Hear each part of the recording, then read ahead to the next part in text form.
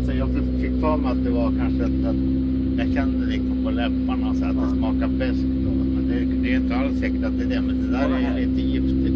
Var det här? Nej, jag känner ju det med. Okej, ja. And there is advance.